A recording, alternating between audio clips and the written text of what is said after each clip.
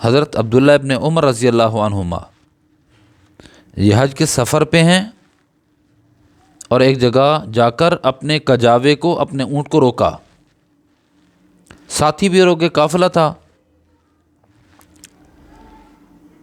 آپ اونٹ سے اترے اور دور کہیں جا کر تقاضا کیا، جیسے بندہ پیشاب بیٹھتا ہے، اپنا تقاضا پورا کرتا ہے، تھوڑا سا فاصلے پر جا کر، اس جگہ سے ذرا دور جا کر آپ وہاں پر بیٹھے۔ پھر جب واپس آئے تو آپ نے نہ استنجا کیا نہ وضو کیا، اور کجاوے پہ، اونٹ پہ بیٹھ کے فرمایا اٹھو چلو۔ تو ساتھیوں نے کہا کہ حضرت آپ نے وضو نہیں کیا۔ فرمانے لگے آپ کا کیا خیال ہے، میں نے پیشاب کیا ہوگا؟ حضرت آپ ٹھہرائے ہے گاڑی کو، اپنا اونٹ کو ٹھہرایا ہے، اور آپ وہاں تشریف لے گئے ہیں، اور ایسے ہمیں نظر آیا کہ جیسے آپ تقاضا کرنے کے لیے گئے ہوئے ہوں۔ فرمانے لگے ہاں، میں نے تقاضا نہیں کیا، لیکن گیا ایسے ہوں جیسے تقاضا کرنے کے لیے گیا ہوں۔ عرض کیا حضرت یہ کیا معاملہ؟ فرمانے لگے ایک دفعہ اللہ کے نبی صلی اللہ علیہ وسلم کے ساتھ میں تھا جیسے آج تم میرے ساتھ ہو، تو آقا علیہ الصلوۃ والسلام نے یہاں پر اپنی سواری کو روکا تھا جہاں میں نے روکا، پھر وہاں جا کر جہاں میں گیا ہوں وہاں جا کر آقا علیہ الصلوۃ والسلام نے تقاضا کیا تھا۔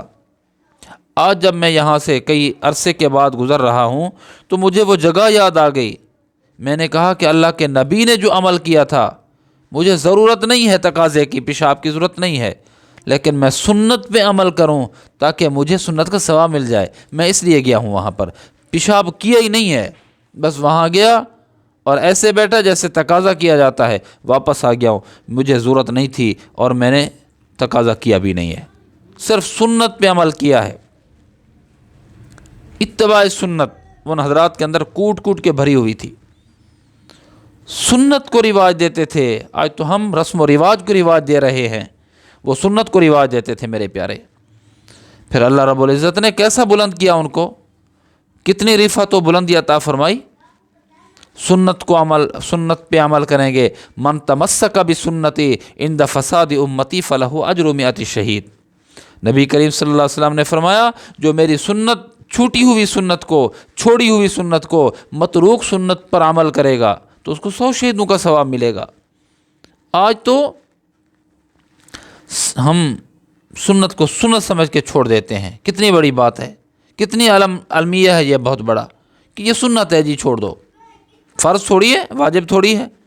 وہ سنت کو سنت سمجھ کے کرتے تھے، اللہ نے ان کو بلندی تک پہنچایا، اور وہ گویا قابل رشک ملائک بنے، محض سنت کی وجہ سے۔ نبی کریم صلی اللہ علیہ وسلم کی سنت کو حرز جاں سمجھتے تھے میرے پیارے وہ۔